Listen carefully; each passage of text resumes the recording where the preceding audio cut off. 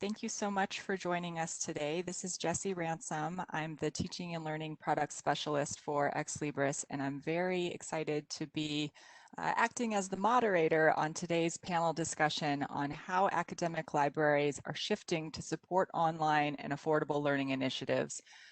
Obviously, this is a topic hot on everybody's mind right now, and I personally am really looking forward to hearing what our panelists have to say about this.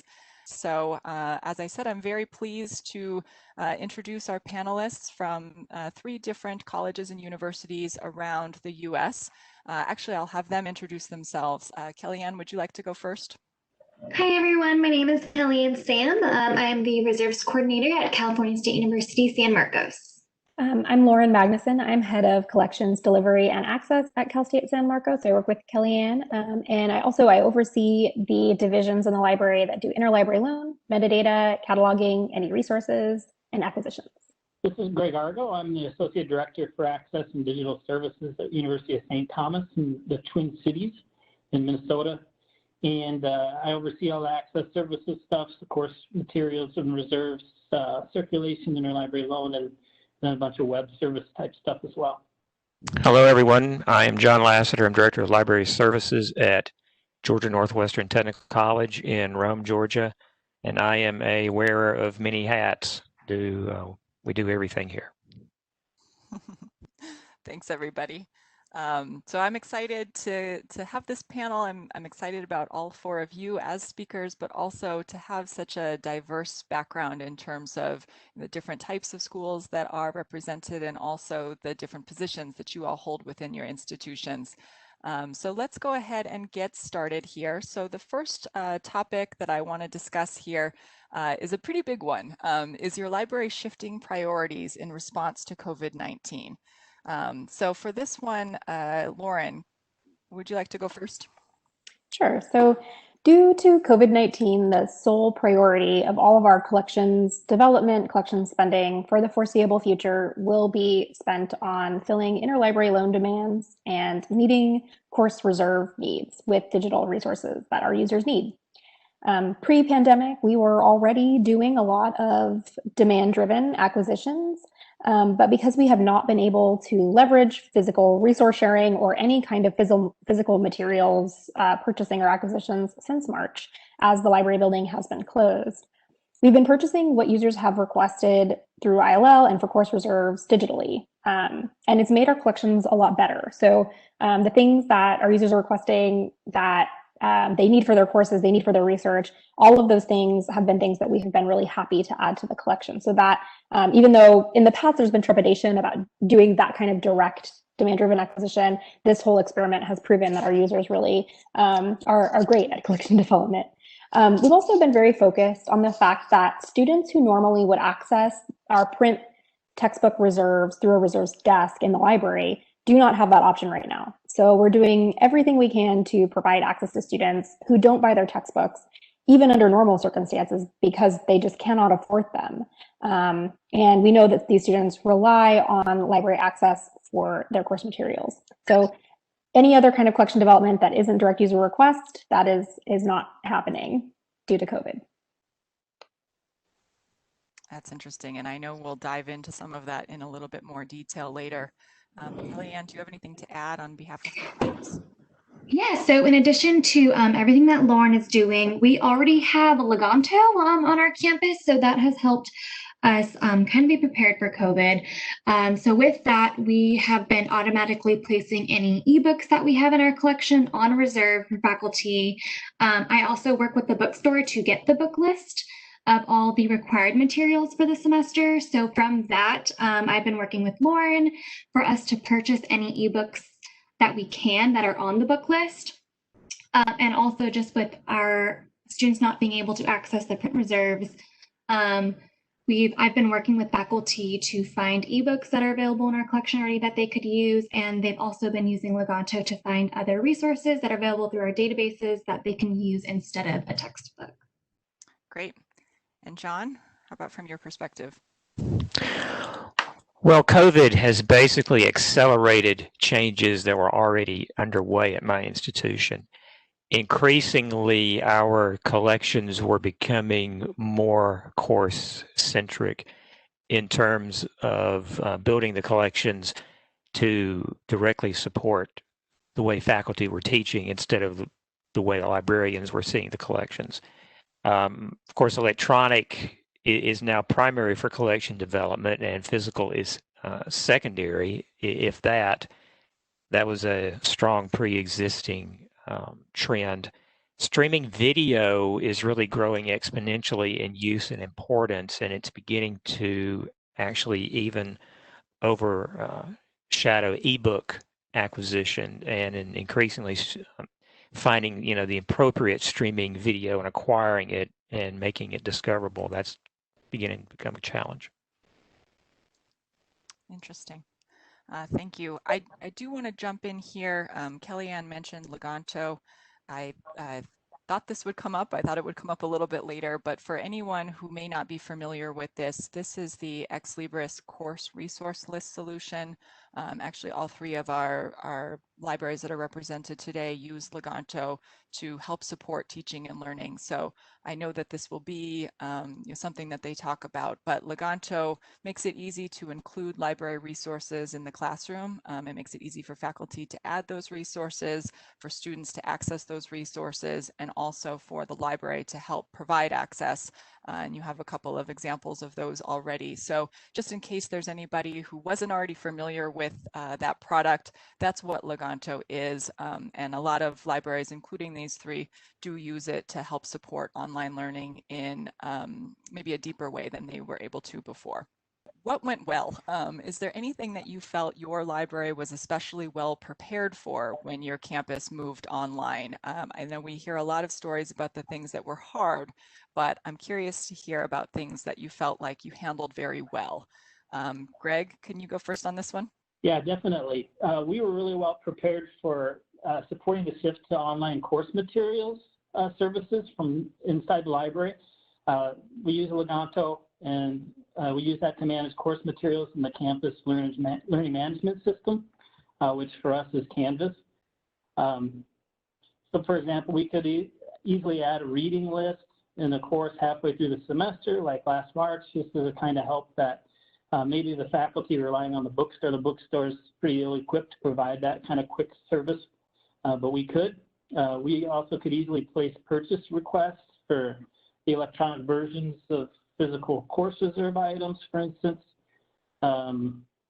We can do that straight from the citations we manage in our reading list system. So it's easy as just finding the citation at Alma and clicking a button to send the request to acquisitions, and then they can check for the ebook. We're also basically just flexible to add or deliver content throughout the semester, whether it be purchasing, like I mentioned earlier, or digitizing things for courses or patrons, or even finding something that needed a license and being able to put that in a course. Beyond this, we have an existing partnership with our instructional design team, and that partnership is based on working with them in the LMS on Leganto, but that partnership facilitated a quick change to kind of like these new and evolving processes that were coming out. So over the previous 2 years, we built the trust with them. And then when this all came up, we were given even more autonomy to just do our own thing after COVID became the main thing driving the way we were designing things. And of course, the instructional designers themselves have kind of just been trounced with work. So one thing they did was bring in volunteers from other areas in their department to help them. So we were immediately called on to come in and train these new ITS volunteers to help them learn Leganto. And then finally, we're also well prepared because we'd set up patron digitization workflows in our discovery service, so we were able to continue providing access to our print collections, basically. And we did this with no stoppage by designating digitization as essential work and sending staff in as needed to take care of requests. That's great to hear.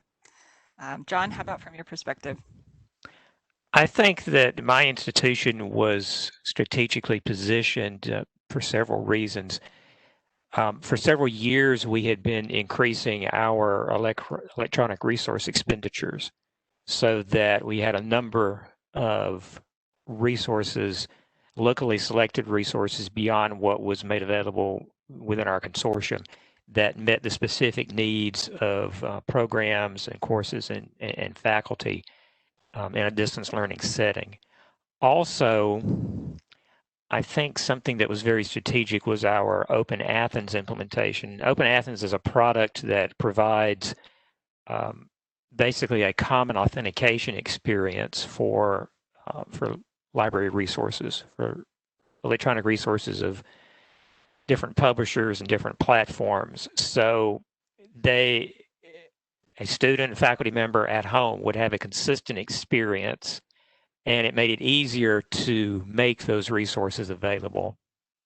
We had been increasing our presence in our learning management system, which is Blackboard, in many ways. For probably a year or more, I saw that we needed to have a seat at the table for distance learning. So I very much pursued a program of embedding the library. Crucial to that was our Leganto implementation.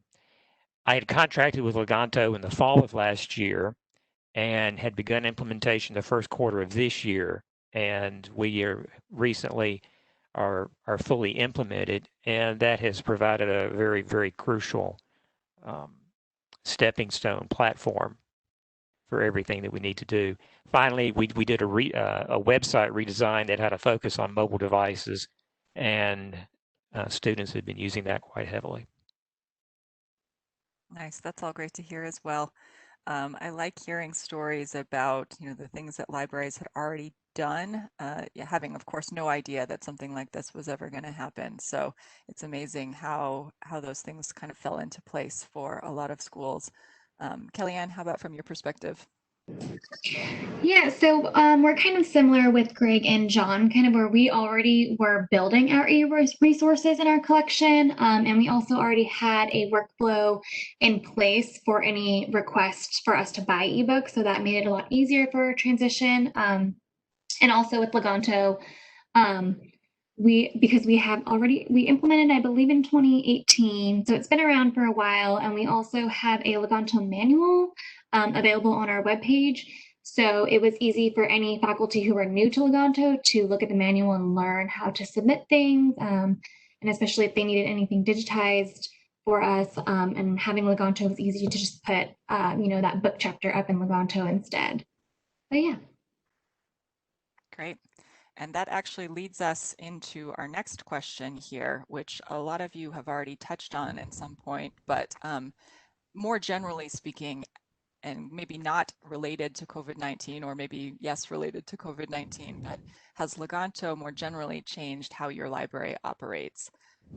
John, would you like to go first on this one? Yes.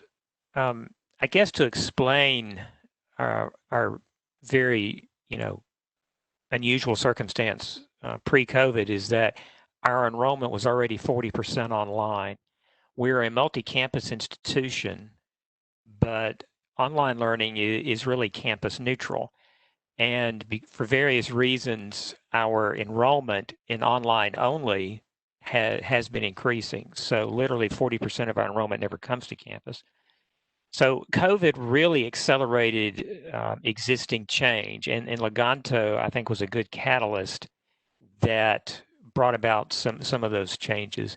We are thinking less like librarians, and we're thinking more like faculty and students. And those mindsets are very different. For example, in Leganto, the basic structure of Leganto is in sections. And the structure of those sessions from a librarian standpoint and from a faculty standpoint are completely different. Librarians tend to view that structure based kind of how their libraries are organized, kind of by format. Faculty look at that based upon how their course is structured, which can vary anything from a history course that's divided by time period to an English course that's divided, say, by short stories or poems or anthologies or things like that.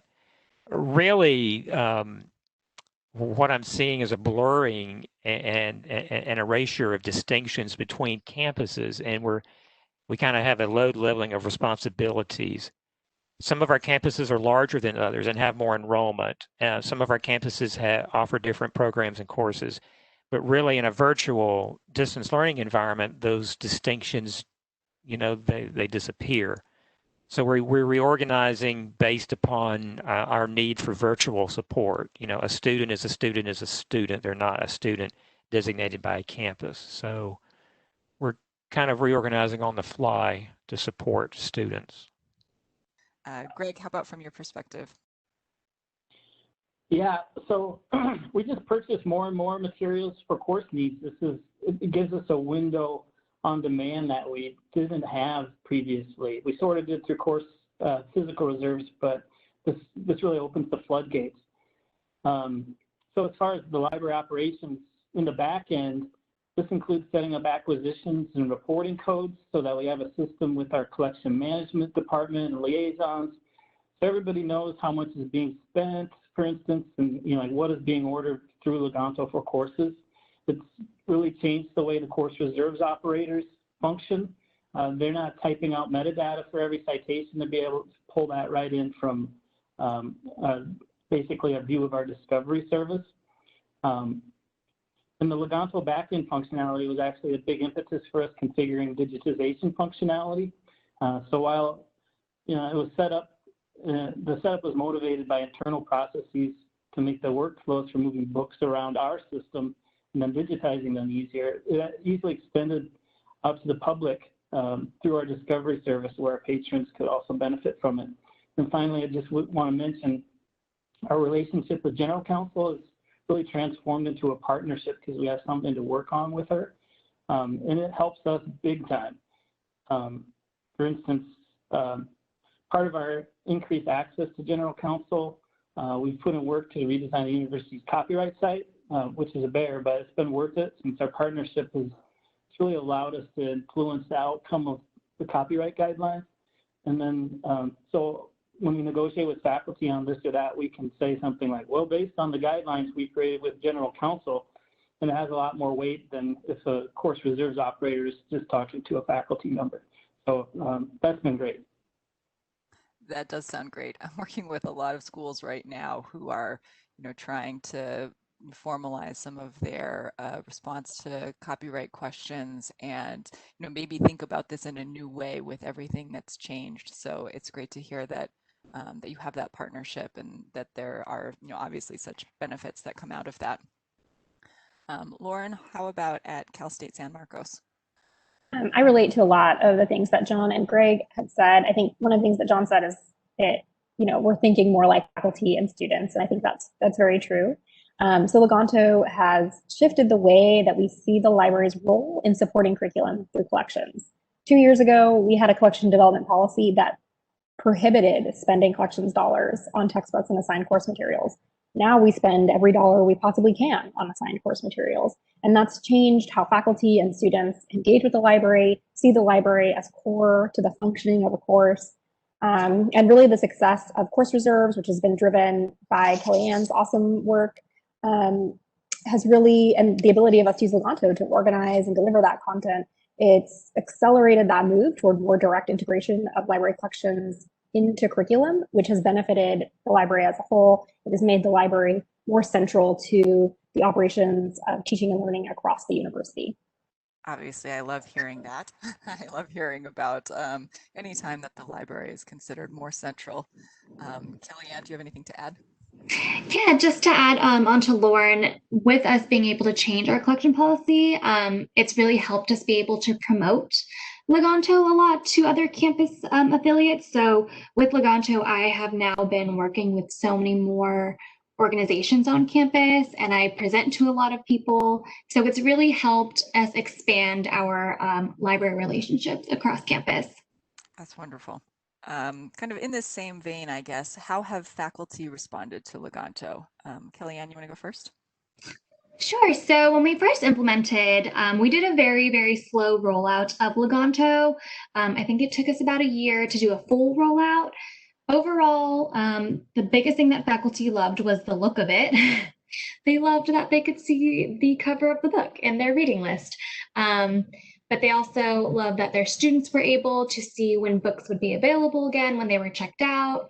And with us now having to be fully online due to COVID, it's increased the number of faculty using Leganto now. And like I said earlier, we have a manual posted on our website, so faculty are able to learn on their own. When we first implemented Leganto, I was offering one-on-one trainings with faculty to teach them how to use it because it has been quite a learning curve for some faculty.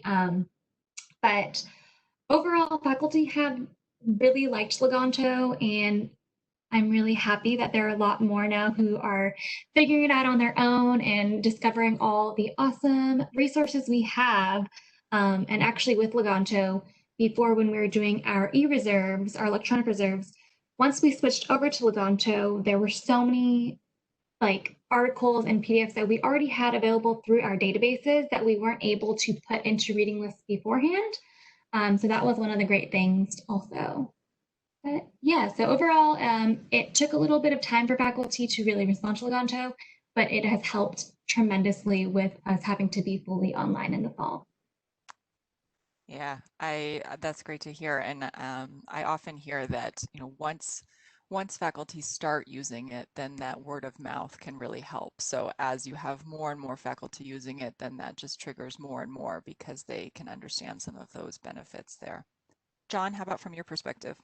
Well, we're a very new implementation, so I don't really have a baseline, so to speak, as far as faculty response.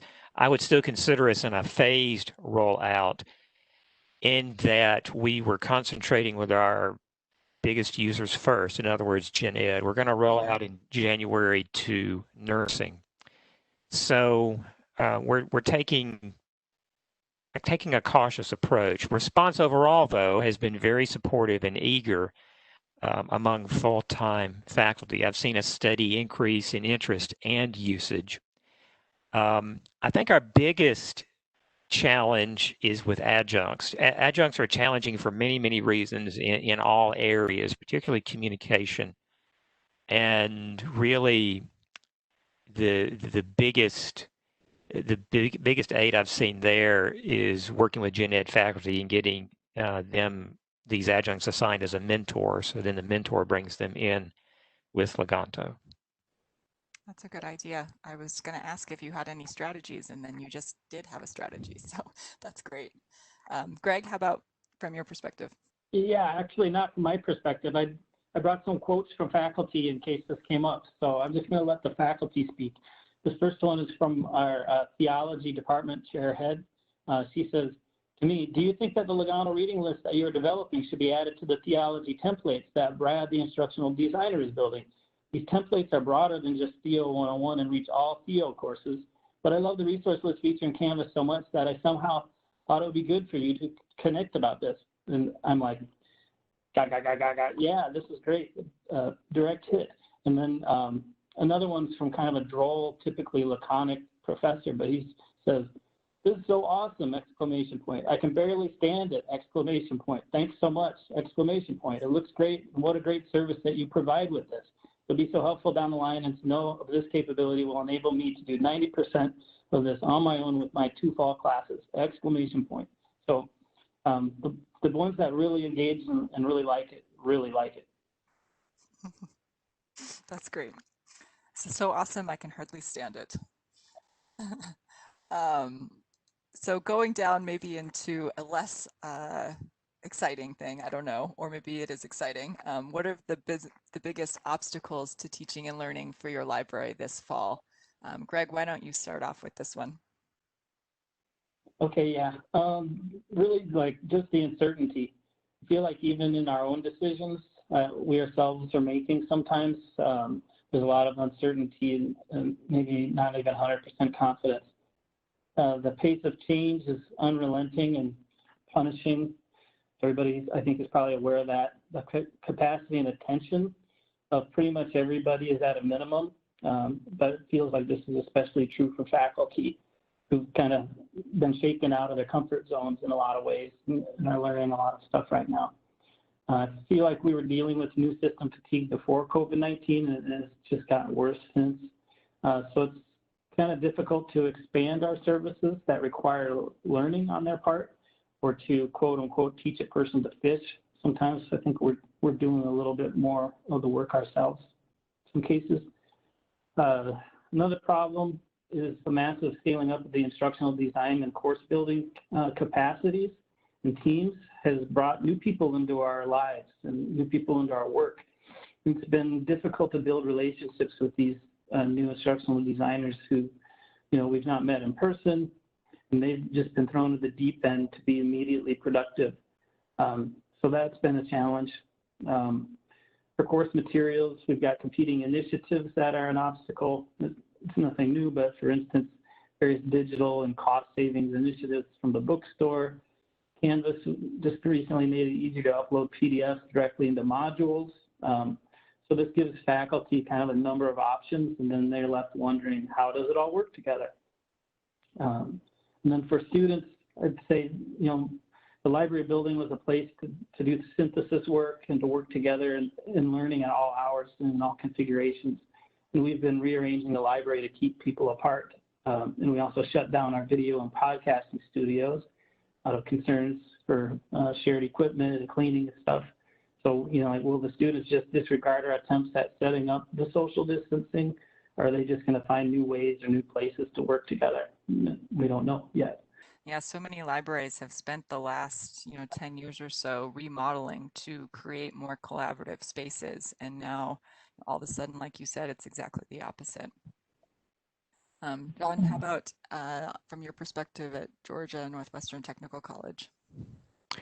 Well, I think our biggest obstacles are not really even physically related. They're more virtual obstacles. And in general, the biggest one I've encountered is just thinking differently, analyzing a problem, whether it's librarian, faculty, staff, whoever, looking at it differently and just thinking about it differently, thinking outside the box.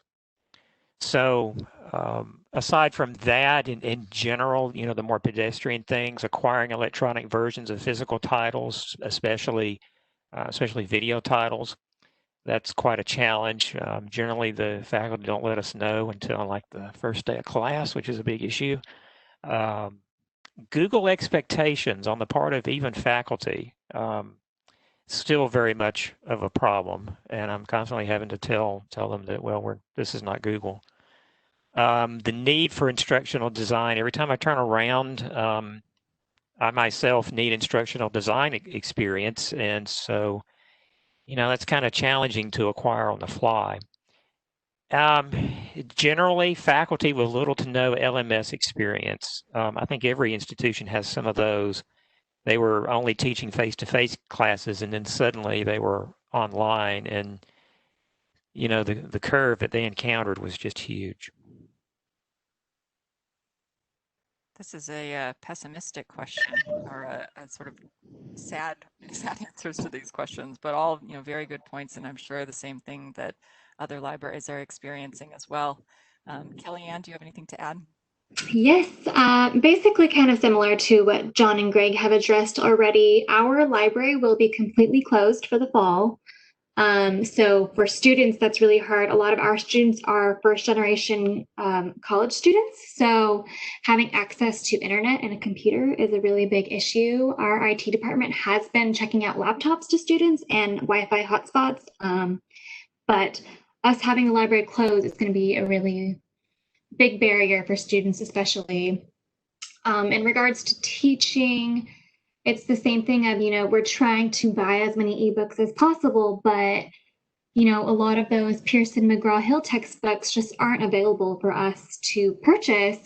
And, some faculty have been using the same curriculum for so long that they're not as open to changing it to find, OER material or changing their books to something we do have available.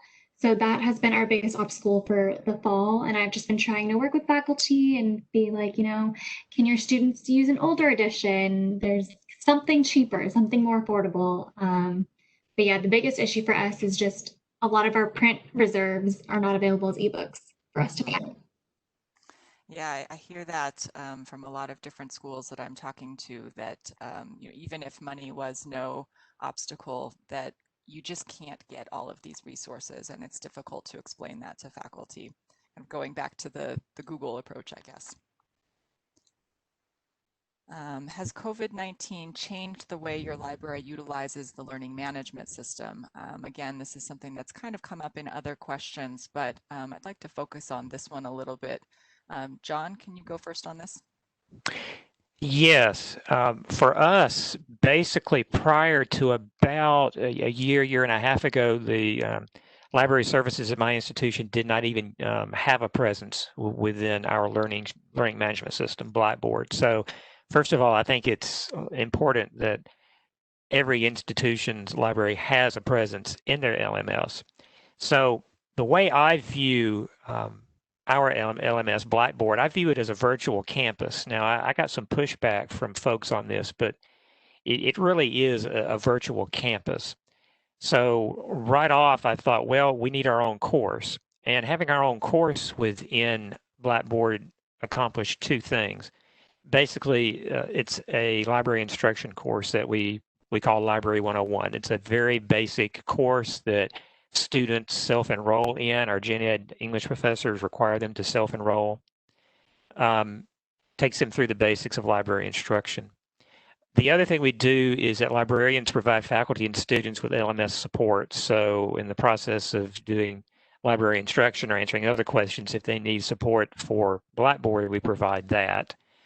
We also look at all new acquisitions in terms of resources or platforms or tools. We evaluate them for LMS integration. In other words, how are they going to be integrated within Blackboard and how well will they perform? That's great.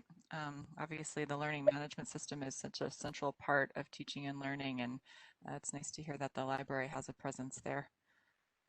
Greg, how about from your perspective? Yeah, for us, we just kind of looked at it as an opportunity to, I don't know, we just push reading lists further and harder and all that stuff so that we could get some implementations top down in core courses and even in whole departments. By pushing this with existing contacts who use the system, and particularly like department heads and other influential full-time faculty. We also took the opportunity to push our homegrown Canvas integration, which we call Library Help, into the template for all university courses, which was huge. Our web developer uses APIs and tagging and libguides to serve kind of a dynamic page in each course, which includes relevant course guides, subject guides, discovery search box, relevant subject databases, course-specific readings, via Alma API and librarian profile from libguides.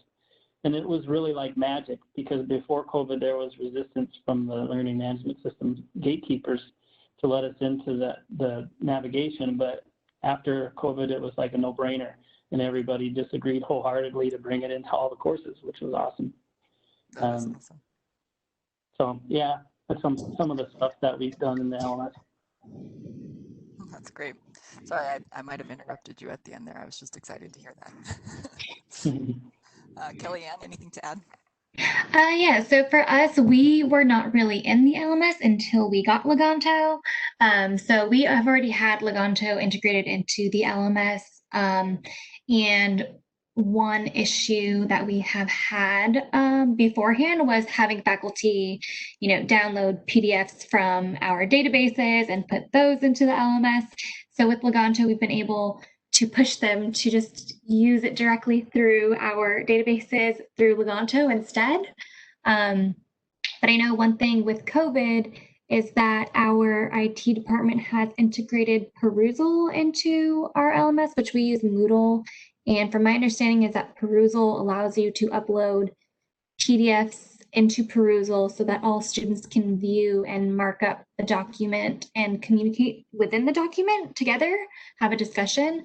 So that's one thing that's changed since COVID, and that I'm trying to figure out how to, I guess, manage, where we still want them to, use our articles through our databases, but not necessarily just download and upload into something else.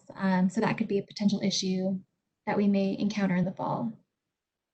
That makes sense. I hadn't thought about it from that perspective, that adding other technology on campus might affect some of the hard work that you've already done to get people using these library resources correctly.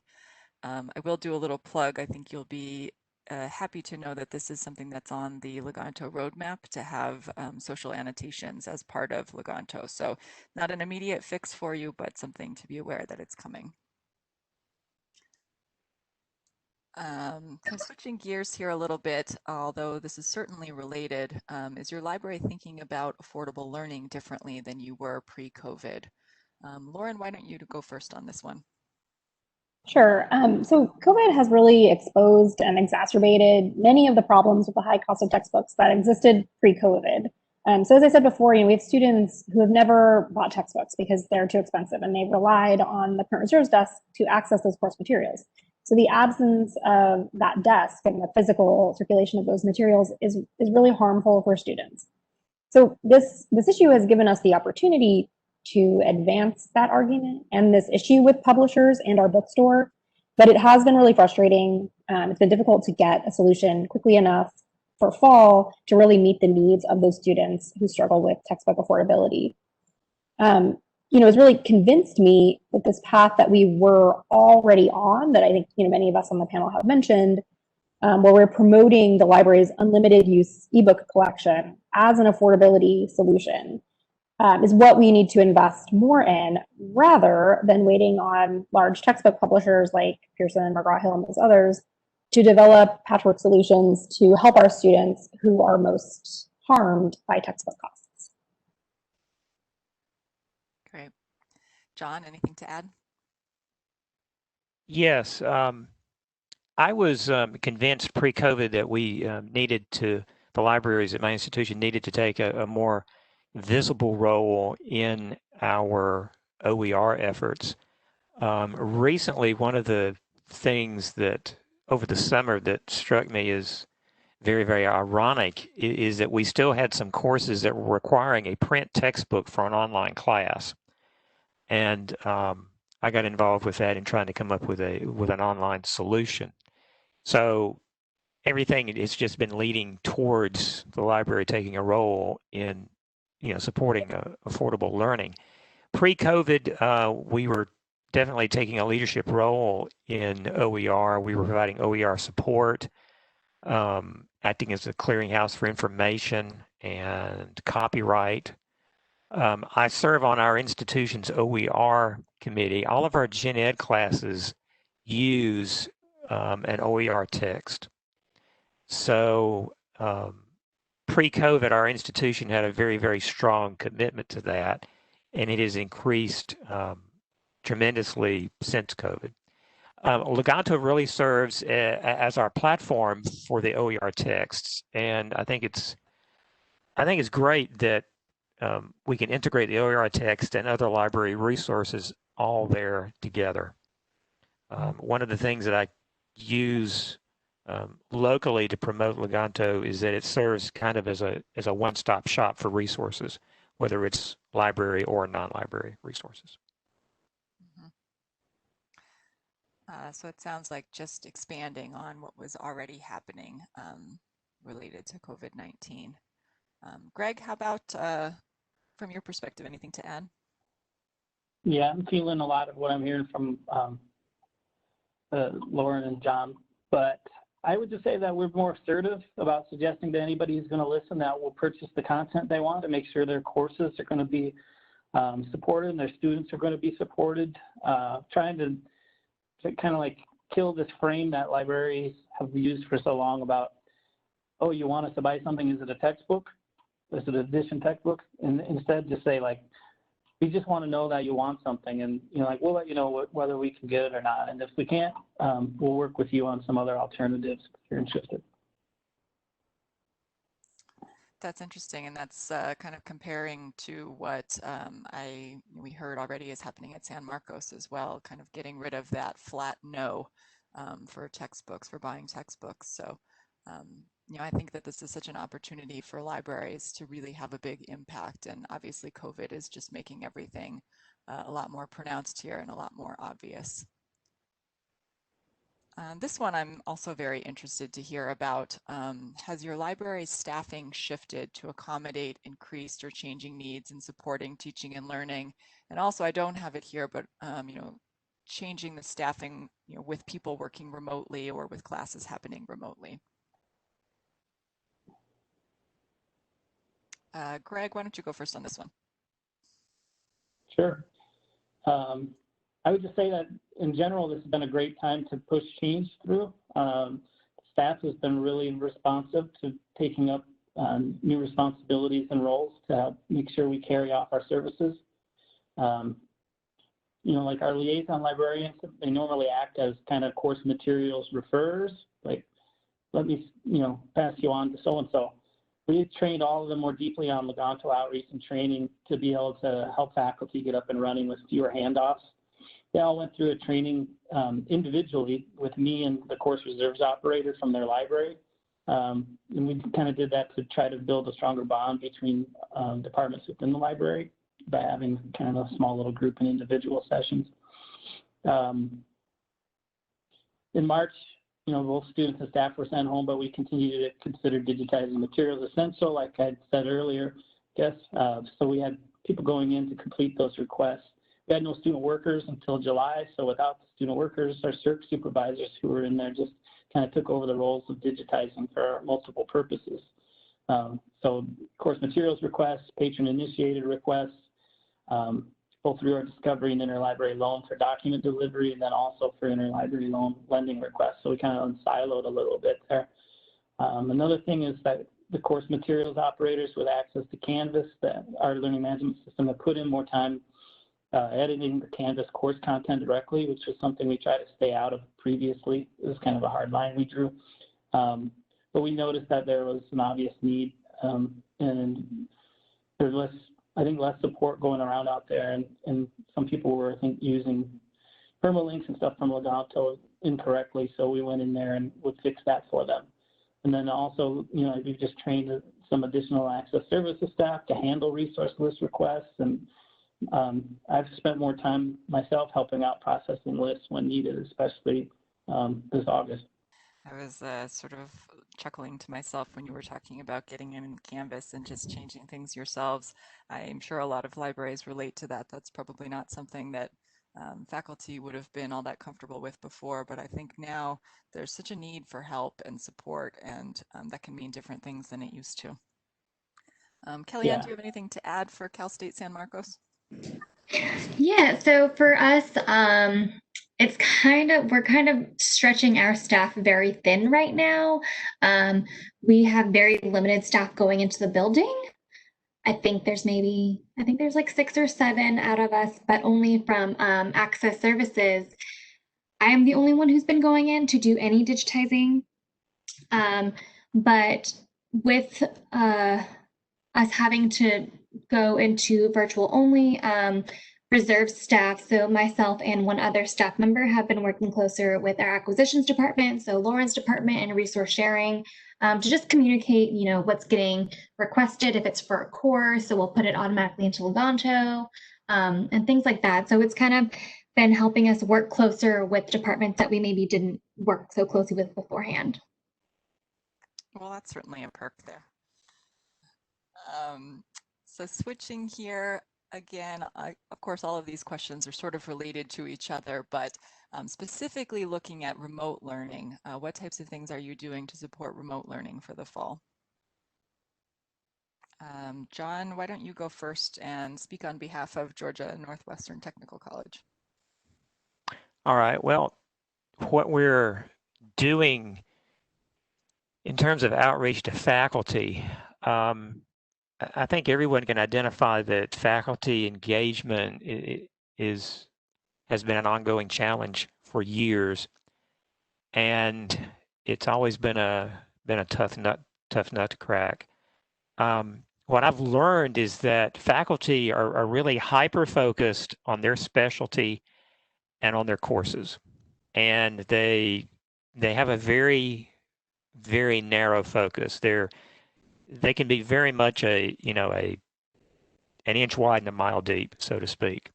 So what we're doing, we're using Leganto as a collaboration tool in terms of creating the lists, creating resource lists, modifying them, making sure that they're in a format that they need, that they have everything that they need, that they are structured according to how their course is structured. The other thing we're doing is we're doing more direct marketing. That's kind of an old, simple technology, I guess, very simplistic. Specifically, we're direct marketing of personalized services. What does that mean? Well, delivery of resources to the faculty member's office so that they request them from their desktop. We deliver them to them. There's no personal interaction, unfortunately, no direct contact, or it's all touchless. So we've seen some success with that. Also, OER support. When we are talking to them about Leganto and working with them, collaborating with them about their resource list, then we can also talk about OER and make sure that everything is structured coherently, and kind of give them a, I guess, an outside viewpoint to how they have everything put together. I know you guys already had a pretty established plan in place for converting these gen ed courses to OER. Has COVID changed that plan? Are you going to be adding more courses or more faculty interested in this? There is a lot more interest. Some courses, some faculty members, quite honestly, just don't translate well to OER for many different reasons. I think one of the biggest challenges of OER is that it is a very difficult concept to relate to faculty members and to get them to understand, because an OER solution can be many different things. It can be one resource or many different resources. And for faculty members that frankly are closer to retirement, most of them, they're kind of set in their ways, and change is something that they don't adapt to well. They think others should change, but they don't. So. All right. Lauren, going back to the question, what types of things are you doing to support remote learning for the fall?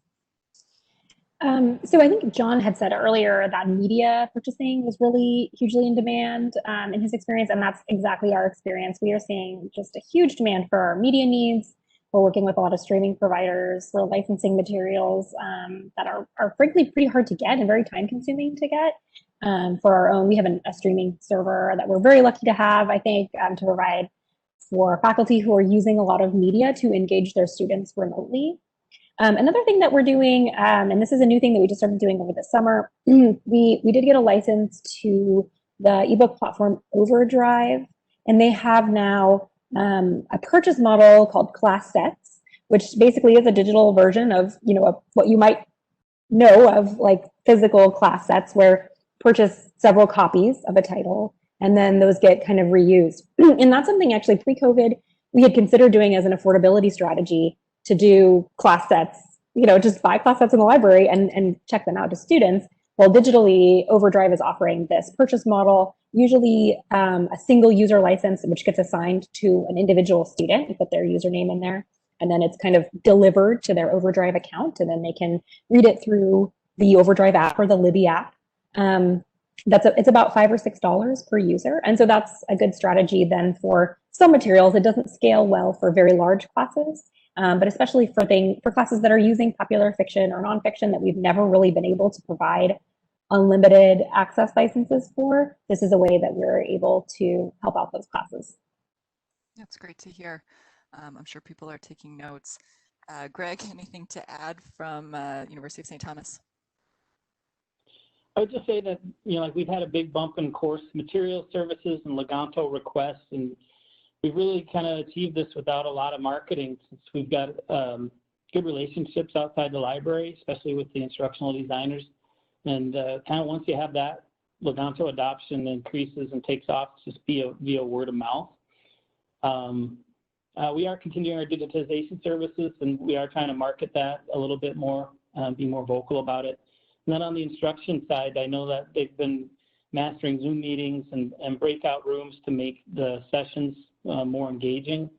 Some have been developing asynchronous video instruction to be delivered in the LMS where they had really done much of that before. And in general, I think individual consultations are being pushed over instruction sessions in some cases. Great. We have just a couple more questions here that I have asked. I just want to point out to all of our panelists that there are also some questions in the Q&A. So when you're not speaking, take a look at those questions. But before we get to those, I have just a couple more. Sort of address this a little bit, but I again know that this is something a lot of libraries are really struggling with right now. So what is your strategy for handling physical course reserves requests? Greg, you want to go first on this? Yeah, sure. So this was a tough choice for us to make.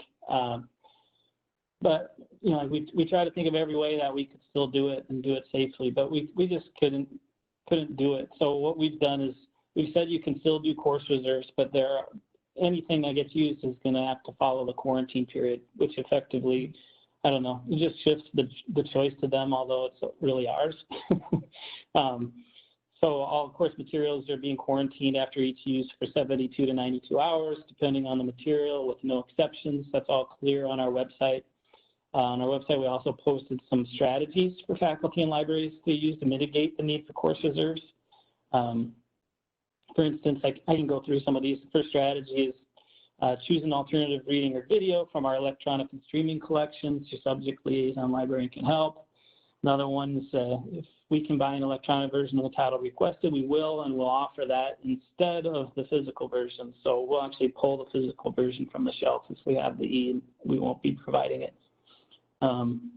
Obviously, you know, like if there's a fair use portion that would suffice, we'll digitize that portion instead of checking out the material. Some of them, when push comes to shove, are okay with just using a chapter.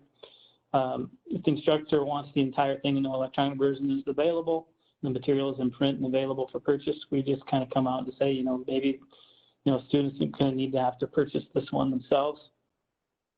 We say instructor personal copies. If there's not a lot of people in the course, could be added as additional copies available for checkout. And then, you know, obviously our course material staff are available to work with you to create a resource list with electronic materials and put it in your Canvas course. You know, some people just haven't heard of it until the rubber hit the road, so to speak. So we're just kind of leaving it there, but we're not doing it really. Okay. If that makes any sense. Yep. I'll be curious to talk to you in a few months and hear how things are going. Yeah. Leanne, anything to add? Yeah, so with our library closed, accessing physical course reserves is just not possible. And like I said before, we are just trying to work with faculty to find ebooks that are available. And then also we are requesting through interlibrary loans still. Although I believe based off our resource sharing coordinator, she said that only 40% of libraries are loaning out right now. But that is an option for students if they can wait and if the book has a lot of holdings, you know. And then just recommending faculty to let their students use an older edition, since typically, you know, some of the older editions they can get for $20 versus the like $120. But basically if we can't buy it as an ebook, then we just don't have it available for reserves. Mm-hmm. John, anything different from your perspective? No, not really. We were a low use of physical reserves institution basically pre-COVID. So our libraries are open on a limited basis. It's not a real issue for us, thankfully. So that's great. And then this is the last one, also probably another depressing one, but I also saw similar questions in the Q&A. So I know people are wondering about this as well. How will COVID-related budget changes or budget cuts affect the library in the fall of 2020? John, why don't you go first on this one? We have basically a 10% overall budget cut over last year. that includes our operational budget and in our part-time staff budget. It did not include our full-time staff budget at this time. That is the bad news. The good news is that we actually have an increase in enrollment. Typically, community and technical colleges during hard economic times see increases in enrollment, and that has been true this fall term. I don't have the specific numbers in front of me, but I believe the last time I checked, it was about a 6% increase in enrollment. Great. Greg? Yeah. So Leganto has the CCC, Copyright Clearance Center integration, by which like a license can be attained within the system, within Leganto, from the reading list citation when CCC has that available. So for us, the budget cuts really meant that we weren't doing any more purchasing from the library's funds of licensing for reading. So instead, we'll need to use either like the student pays model, which is available in Leganto, or departmental chargeback to pay for the licensing. But there's not a lot of departments that are interested in being charged back for stuff. Right. Obviously, we'll be cutting some subscriptions in the book budget. And, you know, I think everybody's got this worry possibility of staffing cuts like furloughs or worse. And, you know, just kind of probably positioning your own department, wondering if things will come down to a decision between access services, ref instruction, and tech services, or how we come out of that. So, but then also trying to support the staff, and it's been nice with access services. I think it's been easier in this area to stay productive, and we're kind of running the library from the physical side. Great. I should have put this question earlier. We're ending on such a sad note here. Kellyanne, anything to add? I know across the CSU system, there's potential for people to lose staffing. Luckily, we are not experiencing that right now. Our dean has given us kind of an overview of how the budget cuts possibly will affect us, not necessarily in fall 2020, but more within the next couple of years. And it also might just affect, you know, the number of hours that our library will be able to be open. We are actually open 24 hours, 5 days a week. But in regards to our collection budget, I don't think it's affecting as much because we are having savings from, you know, we're not spending any money on professional development for any staff or librarians to travel for conferences.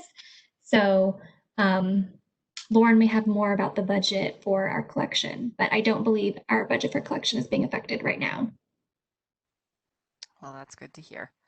I know it's going to be, you know, a tough year ahead, but I also think, and we've sort of discussed this in, you know, in other questions, that what comes with these tough times is a lot of new opportunities. And you know, you've all shared some examples of the things that you're doing, new opportunities for, you know, the role that the library plays in teaching and learning, and the relationships that you have with your faculty and with your instructional designers.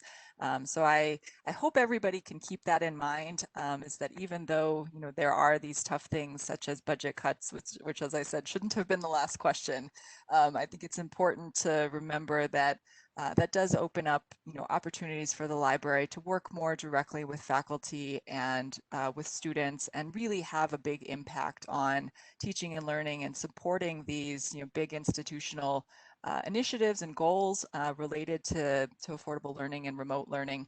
I realize I took us right up to the end of the time here. I see that some of the Q&A has been addressed in you know, in writing, but we'll take a look at this after the fact and see if there are others that we should follow up on. Thank you so much to all of you for joining us today.